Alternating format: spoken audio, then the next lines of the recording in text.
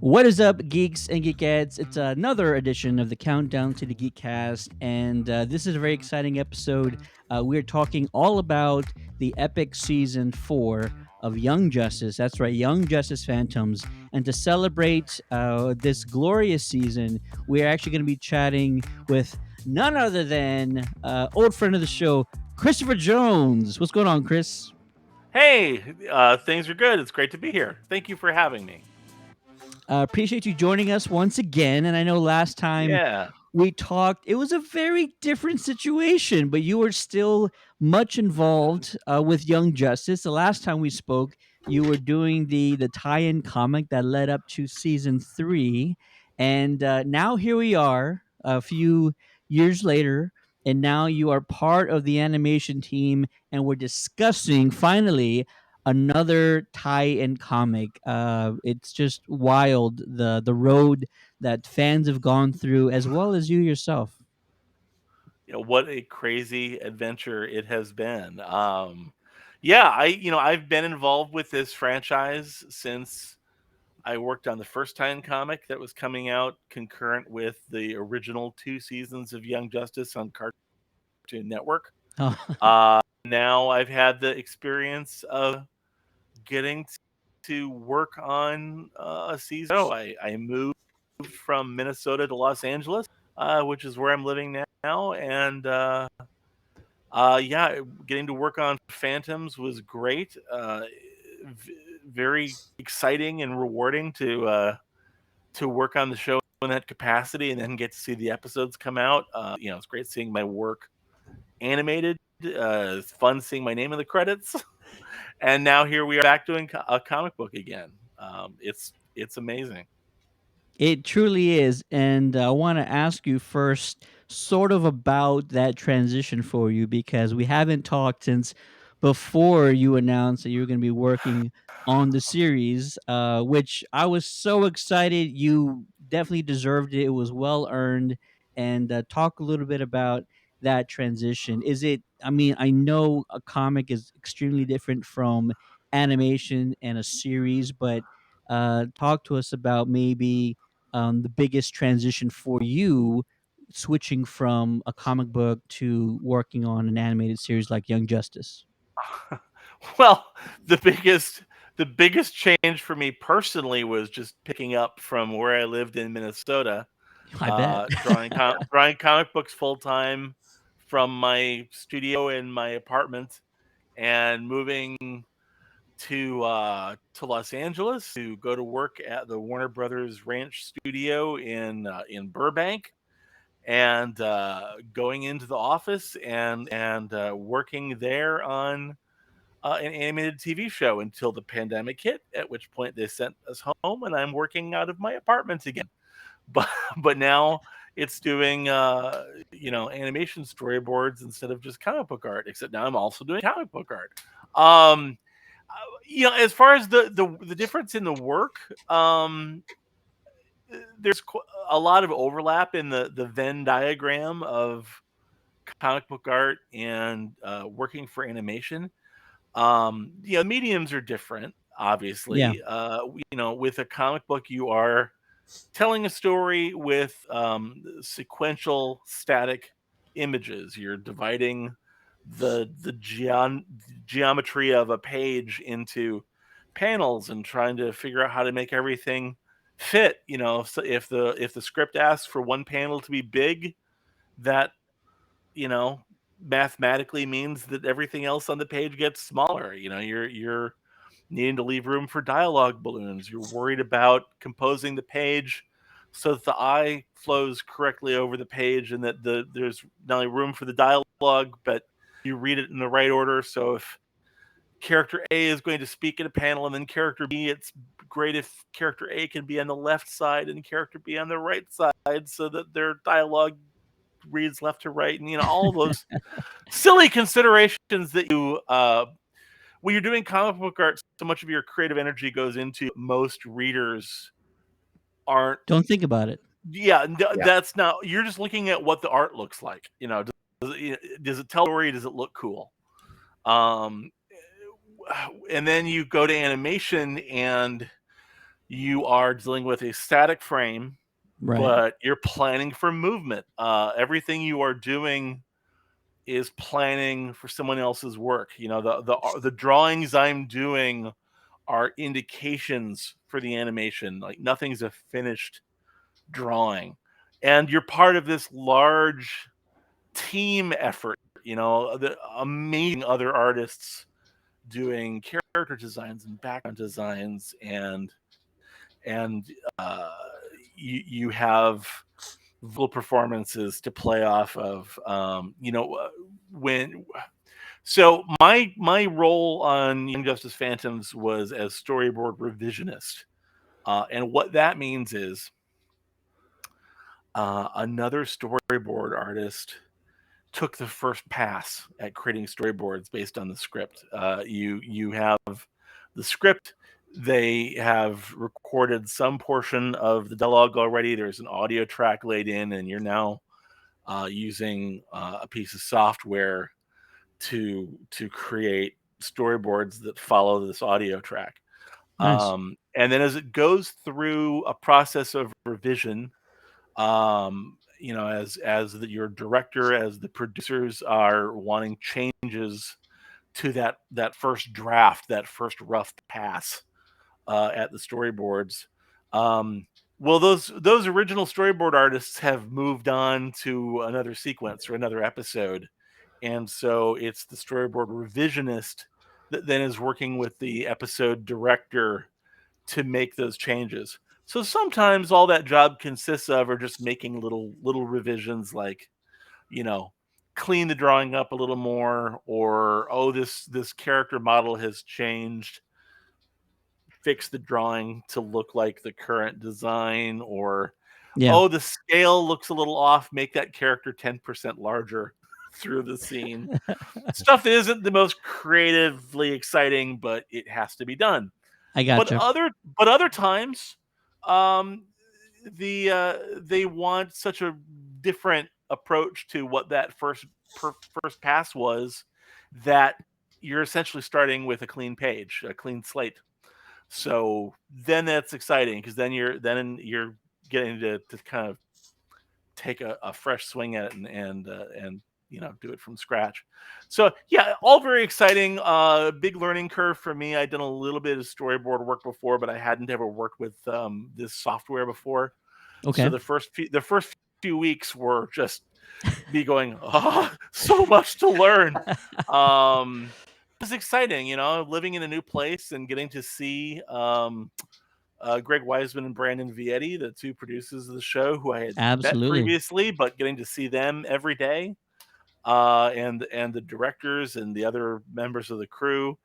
And then once the pandemic hit, we all got sent to continue working from home, so there wasn't as much of that face to face connection, but we still would do video meetings and things like that. Sure, So sure. it wasn't like there was no contact; there was just less contact.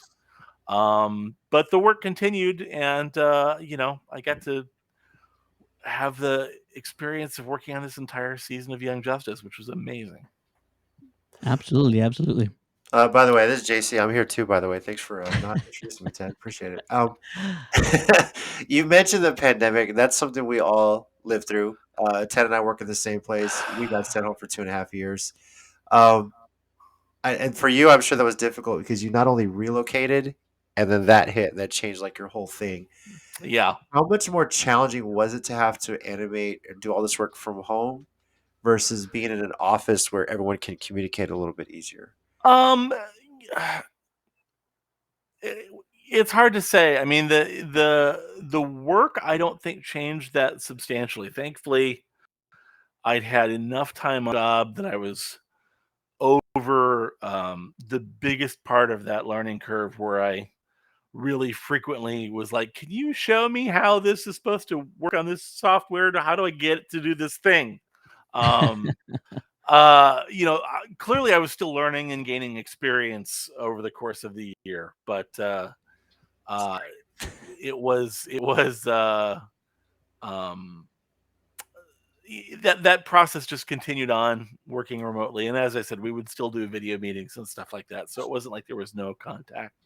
Um, the biggest thing, so one of the things that was funny about getting this job was as I went through the hiring process, I had to submit a resume. I had been drawing comic books full time for about 17, 18 years previous to this. That's right. And We talked about that. Yeah. this is not a job where comics are a job where people ask for your resume typically. They want to see your work. Maybe they ask to see your portfolio, or they just have seen something you worked on. The hiring process tends to be a little more informal. So they asked for a resume, and like it wasn't a matter of me updating my resume. It was a matter of like, oh, I have to write a resume because I haven't had one in almost 20 years. Um, and I hadn't been in the trappings of an office. Suddenly, I have a desk in a cubicle, and I have a timesheet I have to fill out every week, and all these things that are part of a very normal workplace, but I had not dealt with as I was living the life of a full-time comic book professional, which is you work from home and you just turn your stuff in and you submit your voucher and you get paid, and it's not normal workplace trappings. Well, this was very much corporate workplace. It's just that everybody that you're working with, they're one of us. Their offices are all filled with toys and comic book stuff, and their shelves are like DVDs of animated projects they've worked on, and it's just like, Amazing. oh, okay, this is kind of different. So I was just getting used to that when they sent us all back to work from home. Um, but I'm forgetting what the original question was, but I can ramble on incessantly if you don't stop me. So It was, why don't we redirect? yeah. That I guess. Well, you're used to working from home, but it was because now you're working with a team. Was it a bit more Yeah, challenging having to do that online versus in person? yeah. I mean, like I said, the online was an adjustment. It wasn't. It didn't radically change the work.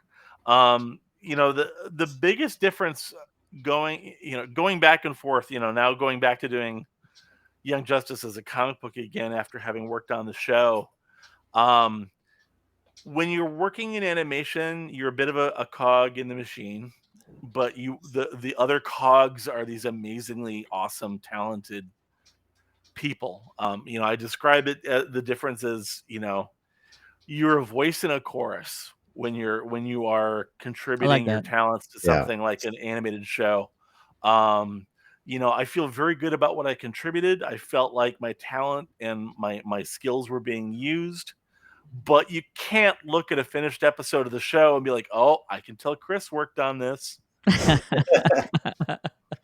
You can't because I'm Yeah. planning stuff for other people to do. You're not seeing any of my the work I submitted like in the final version. I mean, there are a Sure, couple sure. things. There are a couple things where like very directly something I drew ended up on screen. The big. I assume anyone listening to this has caught up on the show, and I don't have to worry about Spoilers, spoilers.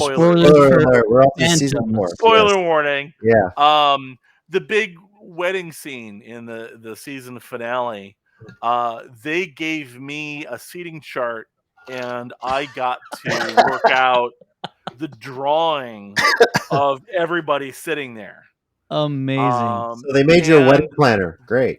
well, and part of the challenge of that was you don't want everyone just sitting like robotically like a Sure.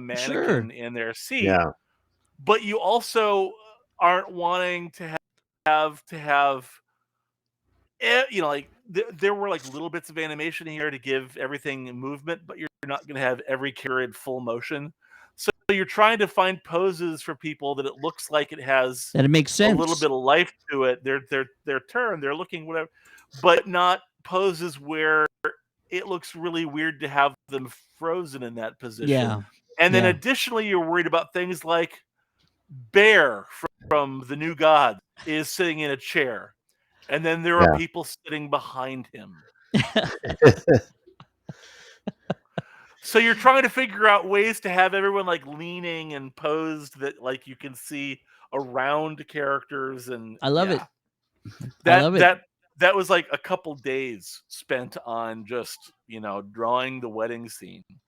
So even though what I did was still, it was a little rough. I mean, it needed to be cleaned up when it went overseas for animation, but it was very recognizably. I can see the drawings I did represented in the final product. So I kind of so want but to. and I and want to stick what on that one for a little bit.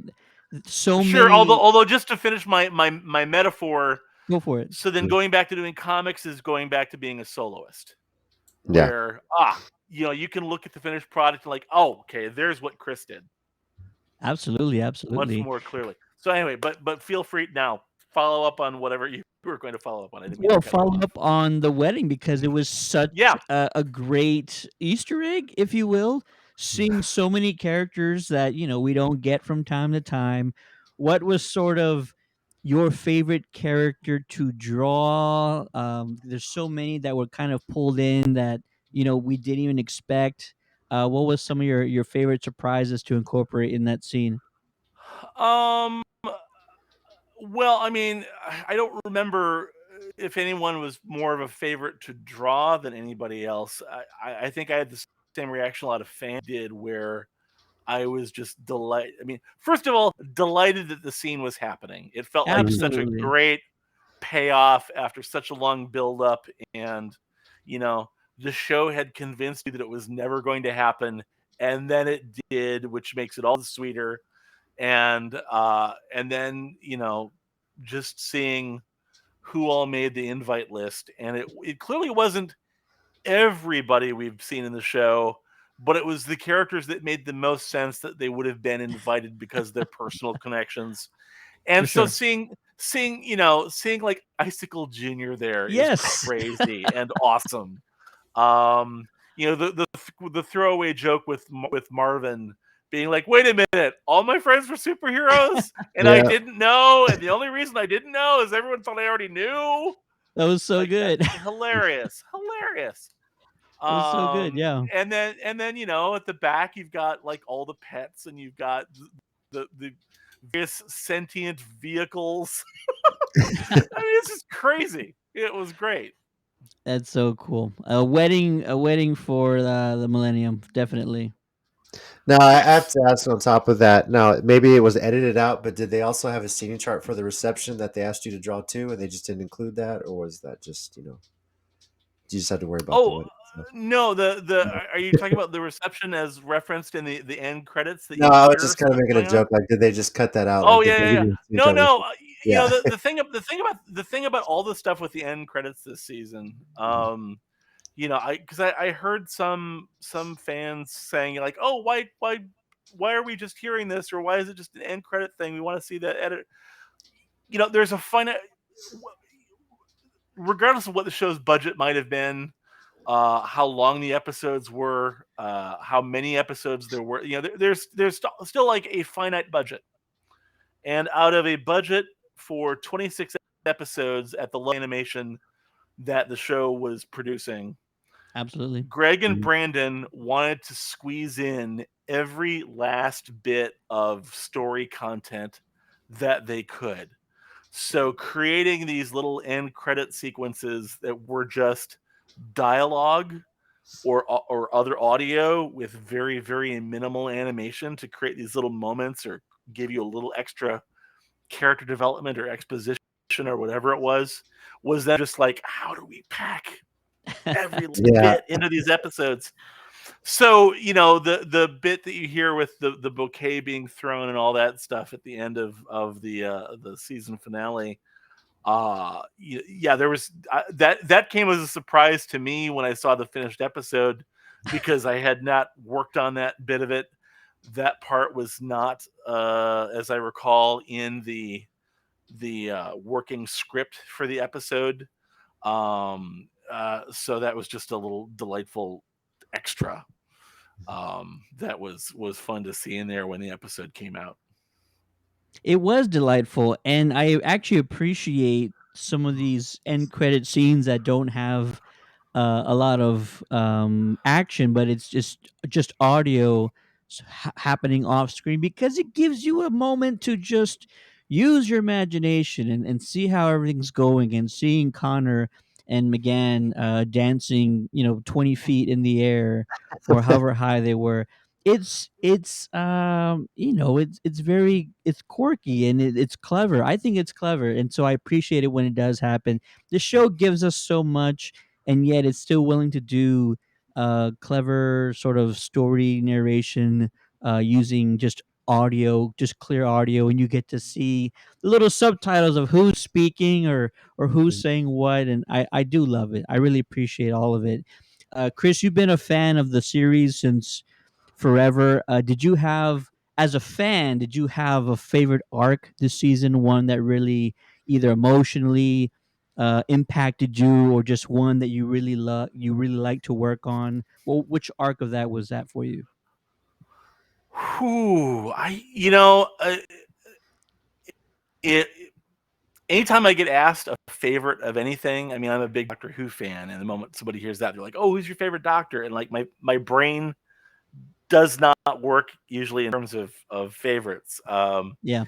But the arcs this season were kind of the equivalent to what I always used to say about doing the tie-in comic back in the day, which was, the great thing about having this big ensemble cast and that format for the series is every time we'd be focused on one subset of characters for a while, and I would just start to get a little tired of drawing them. I mean, like, Ooh, all I right. love Artemis, but Yes. if I draw a whole bunch of Artemis or Tigress now, Mhm. um, at some point I'm like, okay, if I have to draw that damn bow one more time, I'm getting so tired of archery poses.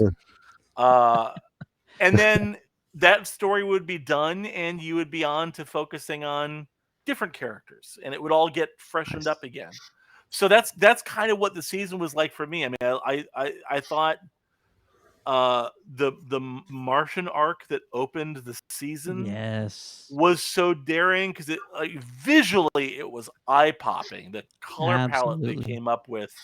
One of the things about working on the show was, very often as you're doing storyboards, they are still in the process of finalizing a lot of the design work, and they hopefully have gotten a bunch of backgrounds and the main characters designed to the point that you know what they're supposed to like to draw into the storyboards.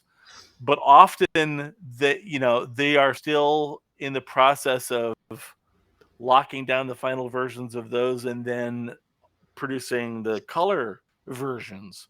So it wasn't until we were finishing the storyboards on that opening Mars arc and moving on to other things that I started seeing the color version of what sections were going to look like, Ah, and it was okay. just eye popping. Like, oh wow, I thought they did such a great job of making it feel like these are interiors designed for people that are seeing a different part of the spectrum. It's Yeah. just it felt so cool. Um, and so between that and like so many non-human characters and all these characters speaking telepathically, it's like, oh boy, this is a bold opening arc to see how this is going to play to an audience. Um, and then you're on to the whole Tigress Cheshire arc, which was so cool. I mean, like, So it just good. the whole feeling. It just felt like, I love how it changed. It kept changing things up, and then as the season goes on, you start to see, oh, these arcs may have a certain focus, but as they accumulate, as the episodes accumulate, you start more and more of that connective tissue. You start to see Absolutely. callbacks to things that had been set up that are now coming back into play until you to the final arc and you see everything Come come together. together, which was a very different way to structure a season. Some of it was done for creative purpose, some of it was done to try to make the production a little more um, organized as far as like, oh, okay, let's get all the Mars design work done first because we're going to need that first, and then we've got more time to get to the um, and I think that worked out pretty well.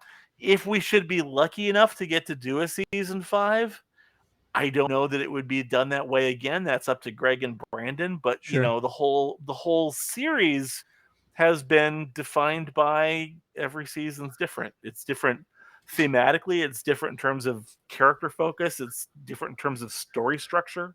So, who knows what would come next. Yeah, I think they were smart to try this 4 seasons in. You throw this in a little early, I think it'd be hard to follow, but by now you've gotten the hardcore fans into it. Um, you mentioned season 5. We'll ask about that in a second, but was there any like I guess stuff in the original script or maybe something you storyboarded that was like removed in post, like maybe something they wanted to include but decided no, this doesn't fit, and then they took out from season 4? Anything that won't get you in trouble with Brandon or Greg that Yeah. you can talk about. Not that I can think of. I mean, there Yeah. are things that as you're putting an episode together, they will trim for time, but usually Mhm. that's more just like a line of dialogue here and there. It's not like a A big major major plot sequence point. got cut, Yeah. or like, oh, we were gonna have you know so and so show up and that all got cut out. It's like nothing like that I Yeah. can even think of. So Okay. not really. Gotcha, gotcha.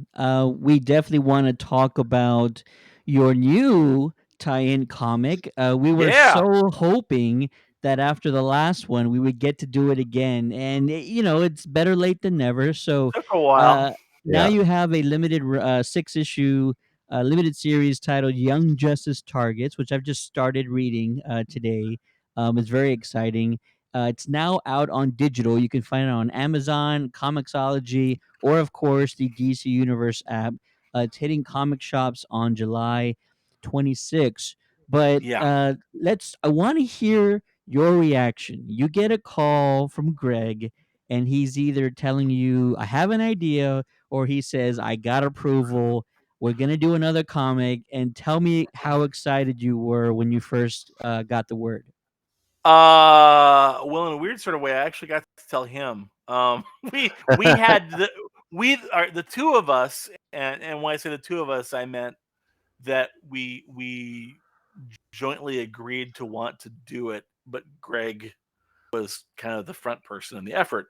But had been repeatedly pitching to DC, hey, let's do more tie-in comics. I mean, we'd been pitching that since before season 3 got greenlit. I mean, we'd pitched them as, hey, we could take some of the story ideas that had developed for what would come after season 2, do them in comic book form and brand the comic as season 3, and we couldn't convince them to do it for all kinds of reasons, not the least of which was for a while there DC did a revival of the original Young Justice comic, not one based on the TV show in any way.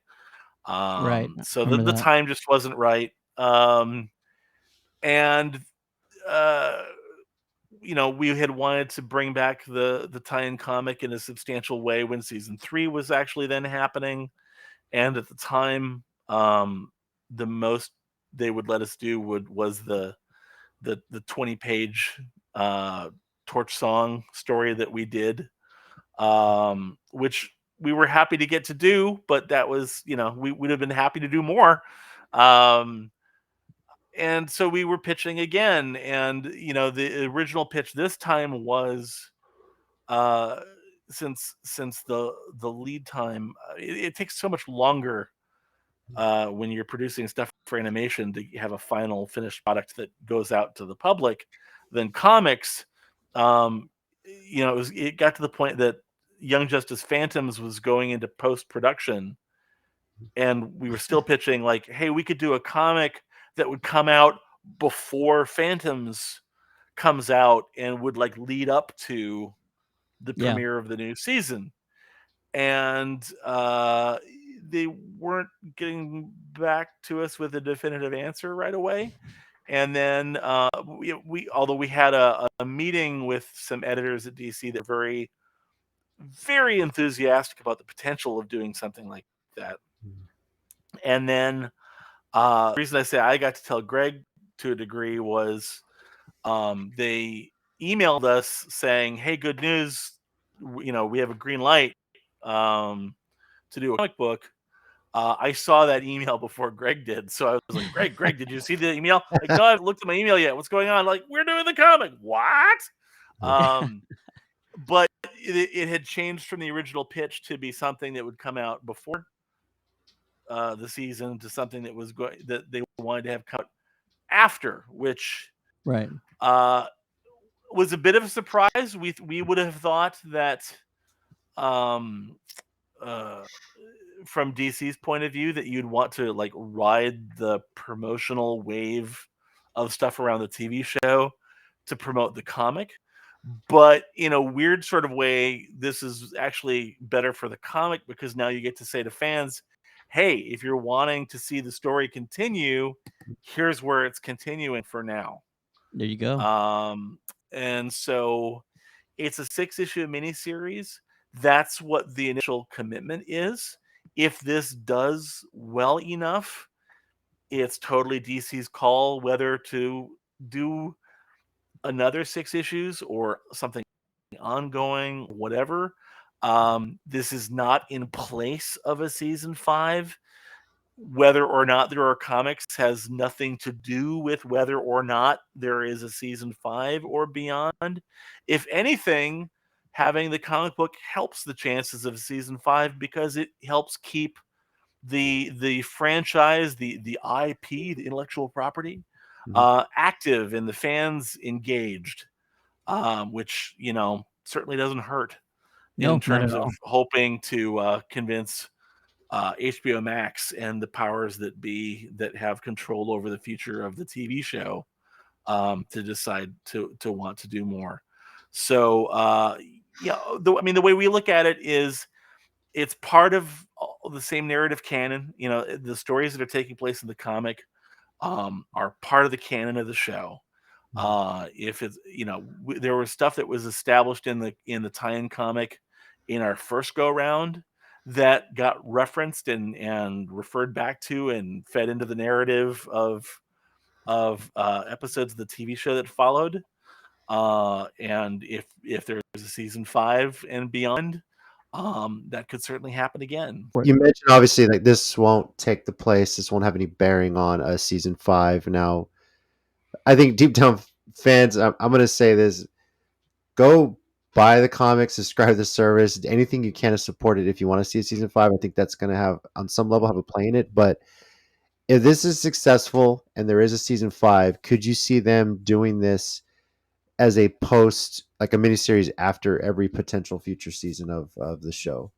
Um, That would be one way to do it. I mhm, mean, the thing I've said would be the ideal would be that given how long it does take to mhm, make a season of the show, if mhm, if we got a green light tomorrow, mhm. new episodes are like almost 2 years away. That's just how long it takes to make this show.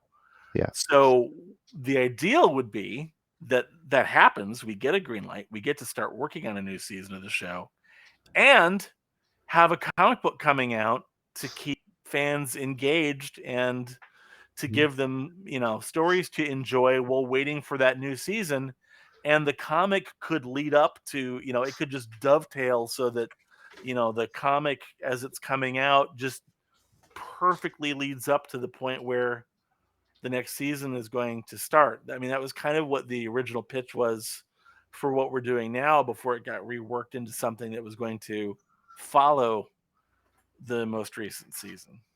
So Yeah, you say that. I was kind of hoping, man, I would have hoped to love to see some sort of like Legion tie-in comic or something. Maybe that would have been great before season 4. the potential, well, I mean, there's certain surprises obviously that you wouldn't want to Sure. spoil. You want Right, to let them be obviously. a surprise.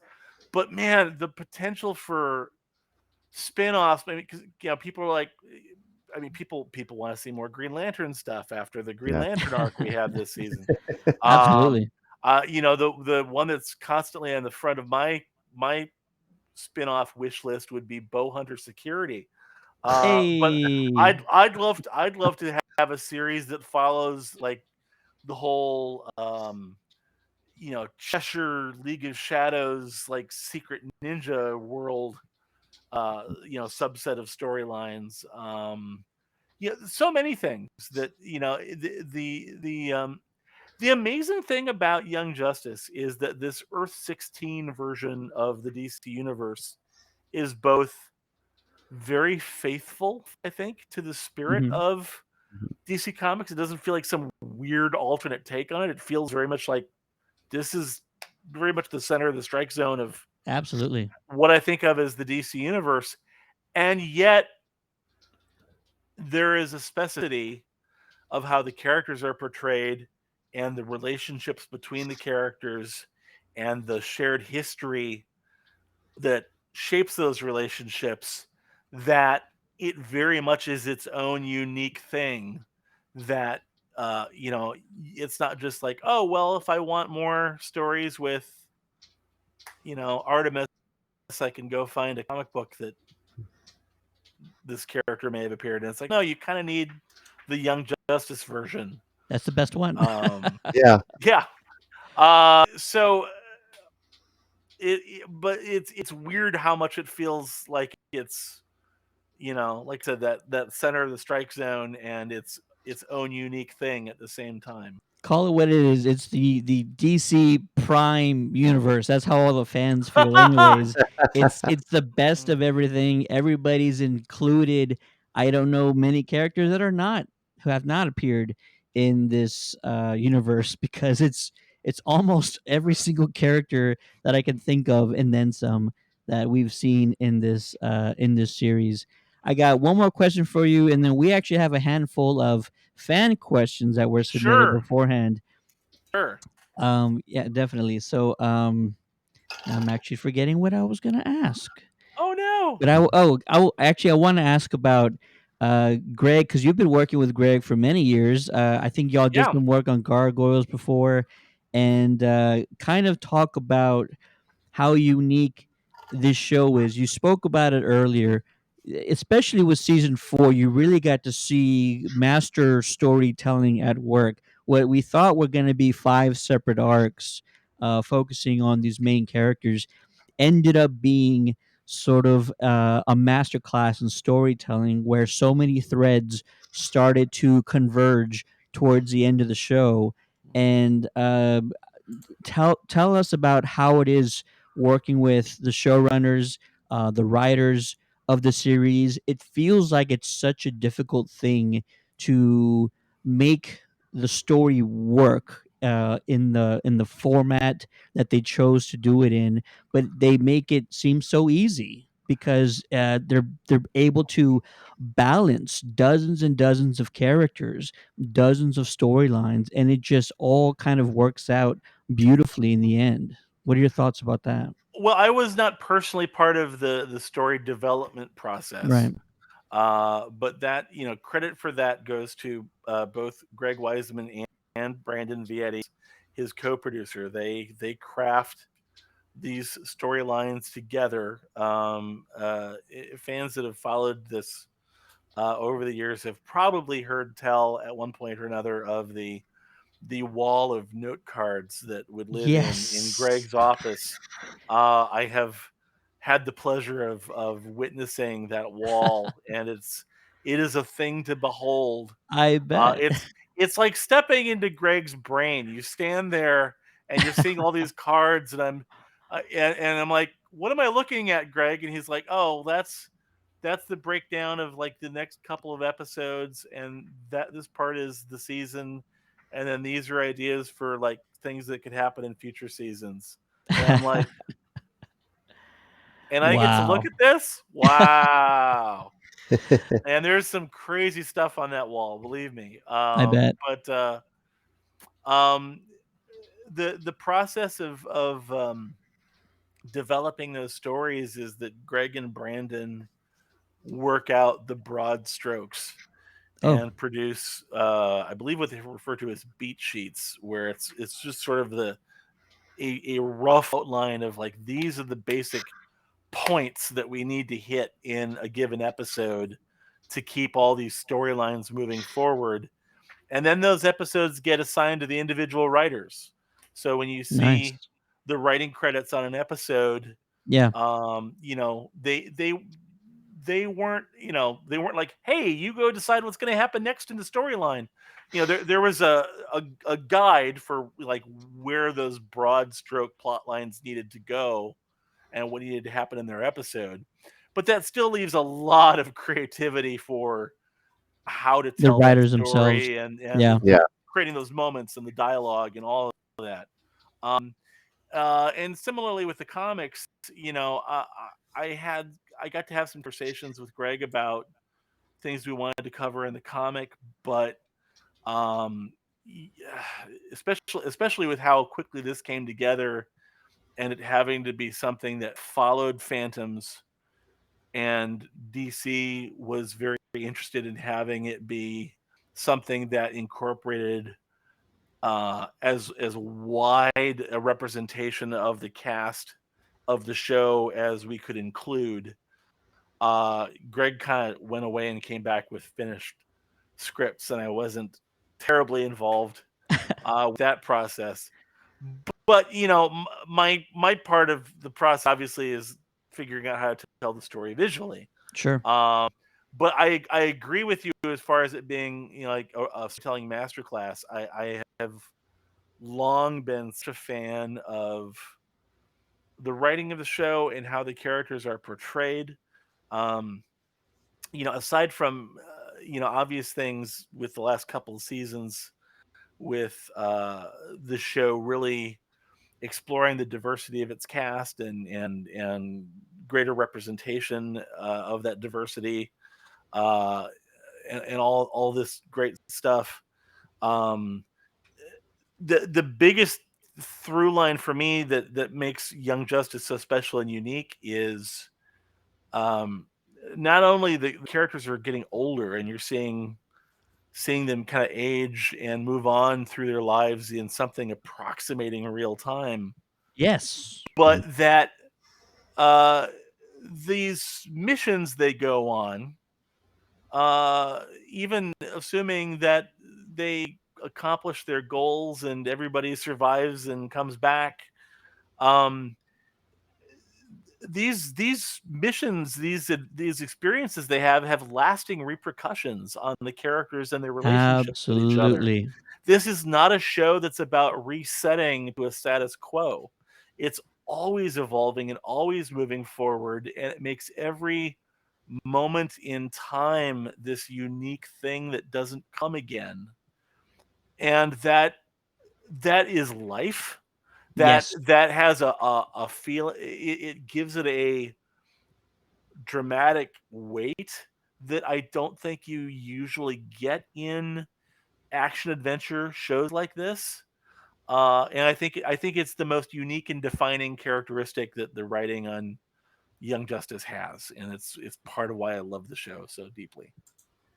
Absolutely. I couldn't agree more. I've had some discussions, not arguments. I've had discussions with fans online who say, why is this team so separate? And I sort of talk about, well, I'm in my 30s and I don't see my closest friends anymore.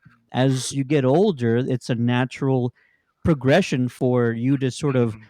create your own life and go off and sort of go on your own adventure in these cases with them, and they all have unique responsibilities. Oh, Calder is free, he's Aquaman right now, so he has to oh, you know uh, take care of his responsibilities. Everybody has there's sort of their own responsibilities. It feels like a very natural progression. These aren't the teenagers we once knew, and it's actually great to have a series that shows that drastic growth in a character. You don't see that too often. It's not a flavor of the yeah. week, you know. I totally understand the desire that so many fans have to want to see the original season one lineup of the team come together and have adventures together.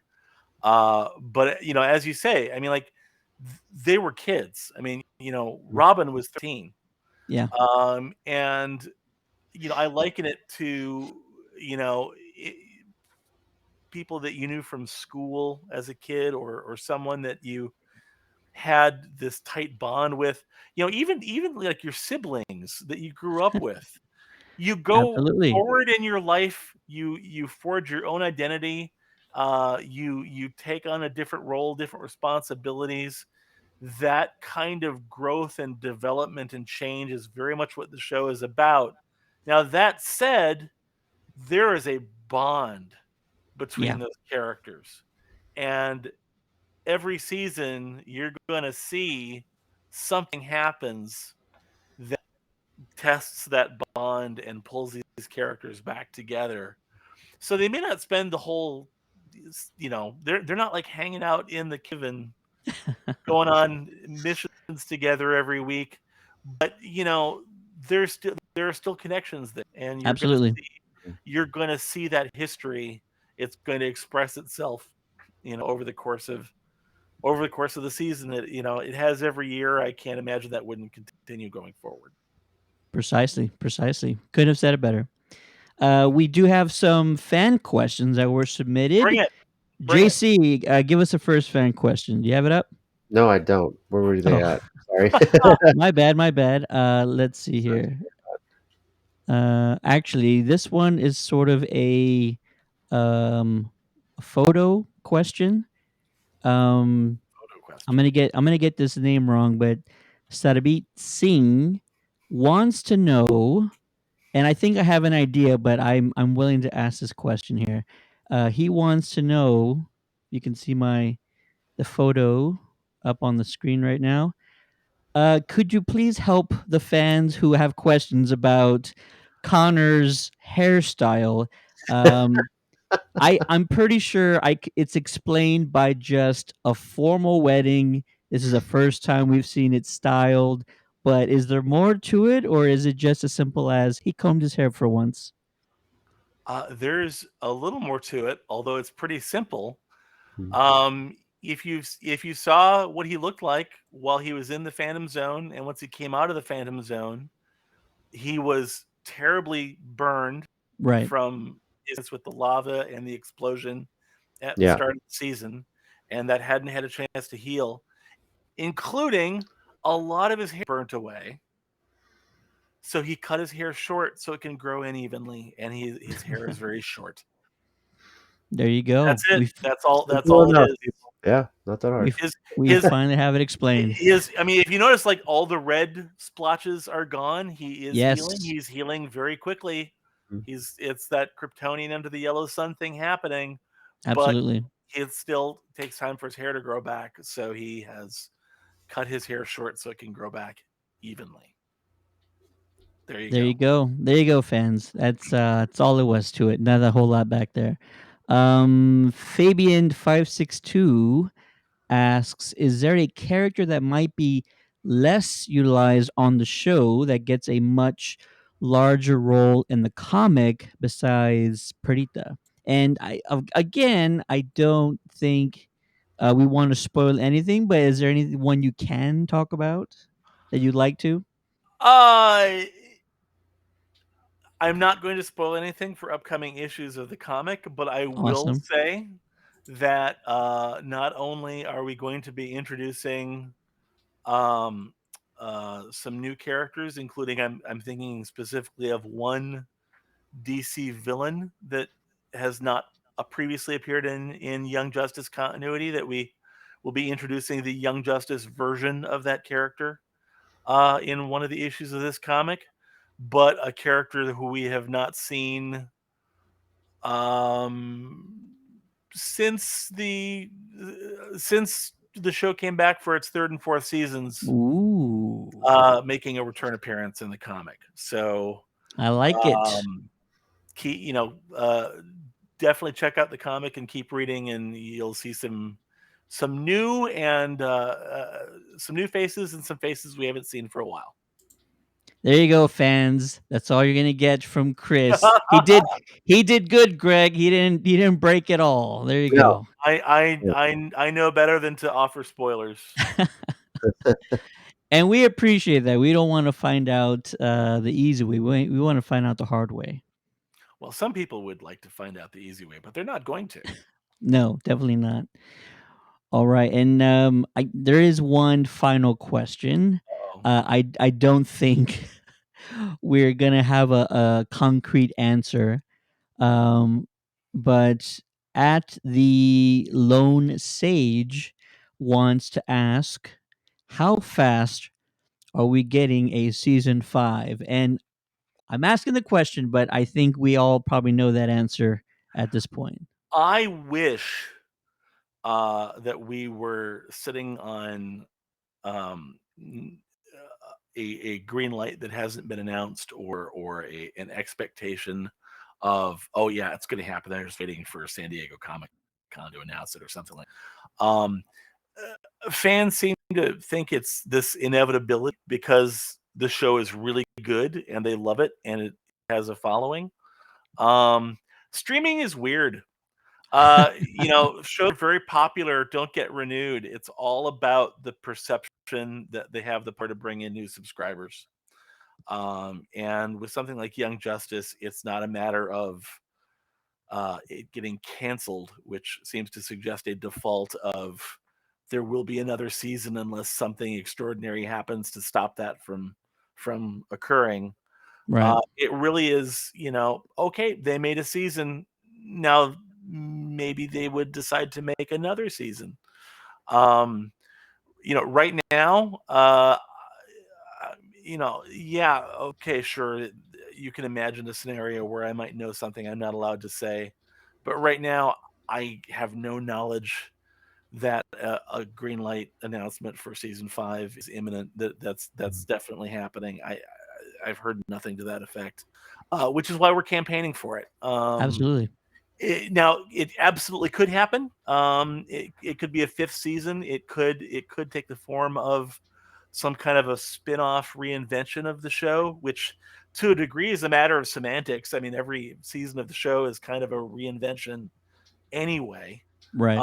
I think myself, like most fans, just want to see some version of this continuity continue, so these characters and these relationships, this special unique version of the DC universe, can continue and has a place to have its stories told. Um, if that green light were to come tomorrow, like I said, it takes almost a couple of years to produce a season of animation. You have to develop the stories, you have to assign the scripts to get the scripts written. You are doing design work for characters and backgrounds and all of that, all of the storyboarding for the season, and that's all just pre-production before it gets, and recording the voice work, and then that all gets shipped overseas for animation, and that takes months and months before it comes back. So yeah, I mean, it's not a quick process. No, not at all. Which is why, as I said earlier, I think the ideal would be that we would get that green light, it would happen soon, and we would have comics running to keep fans engaged, entertained while we waited. So fingers crossed, we'll see what happens. Absolutely. And my built-in lie detection software says Chris is telling the truth. Mm-hmm. Don't Oh, worry, good. fans. Absolutely. JC, anything else to ask? Well, I just want to say, I mean, there, what is it, 98, 99 episodes of this series so far, if you count them all up. So we're approaching 100. Something big has to happen. I think with where it ended up, Oof. you can't leave the fans. We finally saw Supergirl. We've been through 4 seasons, and you've mentioned we've seen so many DC characters. We're finally seeing Supergirl, and it's not where we expected to see her. You can't leave us like that. Okay, I'm gonna try and do this. Is there a character that has not appeared within the DC, that's in the DC universe, that has not appeared in Young Justice yet, that you would like to hopefully explore Um, in a future season or maybe season 5? I, I I'm hard pressed to think of one that hasn't appeared yet at Hmm. all that I wouldn't love to have appear. Hmm. I w- the two that were on my list showed up this season in Young Justice Phantoms. The Phantom Stranger and Etrigan were both like Oh my characters that I really gosh. wanted to Nice. see, and not only did we get them, but they were both awesome. Um, Amazing. I would love to see more characters that have been so far limited to appearing in the comic Mhm. make their way into the TV show. If you've read the previous tie-in comics, we've had Grodd appear, Yeah. and he kind of had an origin story in the comic, and really hasn't manifested into the Grodd we know yet. It'd Mhm. be great to see that happen. We had our version of Brainiac, known as the Collector of Worlds, show up in the comic. He would be amazing to see in animated form. Absolutely. Mhm. So there's all kinds of characters I'd love to see. I don't know if there's a character who um, hasn't appeared yet at all that I'm like, oh, if only I mean, it'd be cool to like see like Swamp Thing or somebody. I suppose it's just we've we've had some of these characters like, well, they've shown up in Warner Brothers animation. A lot of them They have shown up in have, things yeah. Yeah. designed by Phil Barassa. So like you can imagine what a Young Justice version of them might look like. It's just is there a good story to tell with them that involves or impacts our core Young Justice characters is the question. So, the question that would be a good one too. Ooh, that would be. And shout out to Phil. I'm sure he'd be proud of you guys for updating these character looks, and I'm sure he would have given your stamp of approval. All the little details, the differences. I love like Nightwing's new suit. I love the heck out of it. It's so perfect. One of the Um, one of the things I love about the visual design of Young Justice, going back to season one, is there's so much thought put into yes, why things look the way they do, which very often does not get spelled out in the story. It's just there, and it makes it feel so much rich. Aside from the fact that um, this season we finally saw another Green Lantern right, base, which Mhm. looked remarkably like the Watchtower, and that's because the Watchtower is a decommissioned Green Lantern base that's used as a base of operations by the Justice League. That's why they look wow, the same. If you breaking look at Interesting. news. it, well, it's been out there. They just haven't talked about it in an episode. Brandon talked about this on something online years ago. If you look, if you ever see a down shot of the floor where they stand and meet in front of that row of three Zeta tubes and that Yeah, main floor in the Mhm. Watchtower, there's a Green Lantern emblem in the pattern on the floor. wow, never It's noticed. there. Once you look for it, you're like, oh yeah, there it is. So there's that sort of thing.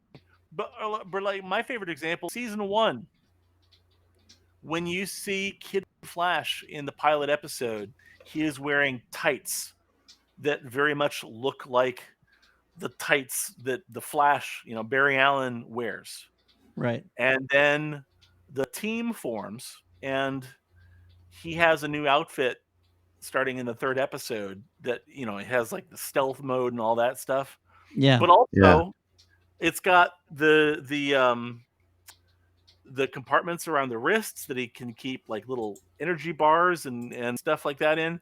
But also, it's got some padding built into it. And if you look at the construction lines on it of how it's put together, it resembles construction lines on all the Bat family suits, because the team formed and Bruce Wayne looked at Kid Flash and went, "This kid's going to get himself killed bouncing off of things," and built him a better suit. amazing. But they don't talk about it in a story. But if you look at No, the design work, you're like, "Oh yeah, it's right there. It's right there." So I it's so love stuff like that. it's so practical. Again, that was Phil. In the earlier seasons, really thinking through all the character designs. And I know he jokingly complained every season he had to, draw like 100 or so characters from scratch because there's always new characters being added by Greg and Brandon. So Mhm. shout out to Phil. I'm sure Phil he's had working on something great right Yeah, now. Phil had a great team surrounding him, and Yeah, certainly the baton was carried forward in Phantoms, with designs that are very much in the spirit and the design aesthetic that he laid down. So yeah, we've got such an embarrassment of riches of really talented, amazing people that contribute to that show. absolutely, absolutely. I want to remind everyone that the Young Justice Targets tie-in comic is now on digital. You could find it on Amazon, Comixology, as well as the DC Universe app. If you do not have the DC Universe app, you get a 1 week free trial where you can start reading the initial comic. Just download the app to your smartphone or your tablet device and check it out. It's very exciting. I was already excited because the promotion for the tie-in comic released some still frames, and one of my favorite Batman villains was already shown, Clayface. So bringing Clayface back into the mix is absolutely fantastic, in my opinion. And the way you guys decide to do it, or the way that Greg decided to do it, is brilliant. I absolutely love how he's being incorporated into the stories. So I really much appreciate that. But be sure to check it out. And if you want to hold the physical comic in your hand, the Young Justice Targets limited series will hit comic shops on July 26th, is when you can get the first issue. That's right. Anything else you'd like to say about either the tie-in comic or any potential events in your future? I know you talked about a couple that you're working on. Yeah, I don't have a lot to say as far as upcoming convention appearances. I'm investigating right now whether I might be getting to New York Comic Con. That's not a for sure thing yet. I would love to start getting back out to conventions. It has been a while with everything that's been going on the last couple of years. But now with Young Justice Phantoms complete and Targets coming out, it would be great to get out there and see some fans in person. But as far as fans wanting to support the show and the comic and wanting to do what they can to get us more Young Justice, I would never ask a fan to spend they can't afford to spend. By all means, please do not put yourself into financial hardship to do so. But the reason we talk about um, streaming the show online, buying the DVDs and Blu-rays when they come out, supporting the comic by buying those, Yep, is that uh, you know all the anecdotal evidence of love of the show is great. The fact that something trends on Twitter, people trying to do petitions and things like that's all great. The biggest thing that will convince the powers that be to invest in making more of this is the metrics of stuff selling, episodes getting views, doing what they're supposed to do. So that's why we encourage that. The hashtags we use online are keep binging YJ and renew absolutely. Young Justice and save Earth 16. Absolutely. And we're also going to create a new hashtag, get Christopher Jones to SDCC. We're going to start that tomorrow. We're going to make it trending. We're going to go number one, trending on Twitter tomorrow. Let's get Chris Jones and the rest of the team over to San Diego Comic Con for a Young Justice panel. That would be fantastic. I'm sure the YJ fans out there, they've planned it before. There's probably going to be a meetup out there on the bay. I'm pretty much guessing that's going to be what happens. So, yeah, I'm sure you can see a lot of comic book YJ fans out at SDCC this year. The last time I was at a panel was 2018, and it was a very different vibe. It was the anticipation of season three. And it's great that we've come this far from a season, canceled series. Not even before season 2 ended, to We now we're hoping for a season 5, and we're getting a new tie-in comic. we have more than doubled the number of Young Justice episodes that exist since that time. Isn't that Yes. Absolutely, Amazing. absolutely. It's been a long time coming, and Christopher Jones, we appreciate you stopping by once again to Oh, talk thank you so much. about our favorite animated series, and I'm sure it's probably up there with you as well. Thanks again for your time. We look forward to seeing the more of your work, and fans out there, be sure to pick up the Young Justice Targets tie-in comic as soon as you possibly can. Again, it's out on digital right now, and you can get it in store on July 26th. For the Geekcast, my name is Steady. With me, as always, is the man, myth, legend, JC. Thanks, Chris, for joining us. Great to talk to you again. Much appreciated. And keep on pushing for season 5. You're doing the work of the fans. I appreciate it. Thank you. Thank you guys. Absolutely. Great to be Yeah. here. Mhm. Hashtag renew Young Justice. And Krypton while you're at it. Hey guys, AJ and Ivan here. For more Geekcast episodes, subscribe to us on your podcast app and please write us a review. Be sure to like us at Facebook at facebook.com/CountdownCityGeekcast. Follow us on Twitter at ccg_podcast or visit our website at www.countdowncitygeekcast.com. See you later, guys.